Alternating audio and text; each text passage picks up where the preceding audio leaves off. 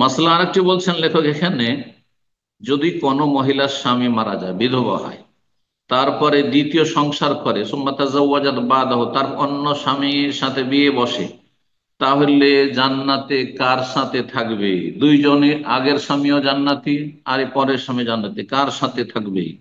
বলছেন ফাহিয়ালি আখেরে আজওয়াজিহা ইয়াউমাল, কয়েকজন স্বামী যদি গ্রহণ করে থাকে, একজন পর একজন মারা গেছে, আবার বিয়ে করেছে, আবার বিয়ে করেছে, যেমন সাহাবা ইকরাম তাবেঈনদের জামানে এমনটাই হতো, বিনা বিবাহতে বিধবারা থাকতেন না কেউ, এক মহিলার কয়েকবার করে বিয়ে হইত।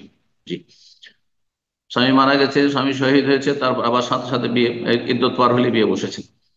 তো বিধবারা আজকাল এমনিতে ছেলে মেয়েদের মানুষ করার বাহানায় থেকে গিয়ে গুনায় লিপ্ত হচ্ছে, অধিকাংশ অধিকাংশ গুনায় লিপ্ত হচ্ছে।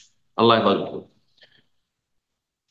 তো যদি বিধবা মহিলা দ্বিতীয় তৃতীয় বিয়ে করে, তাহলে সর্বশেষ স্বামীর সাথে কিয়ামতের দিন থাকবে, অর্থাৎ হাসরের মাঠে সর্বশেষ সাথী, সর্বশেষ স্বামীর সঙ্গী হবে, জান্নাতের সঙ্গী হবে।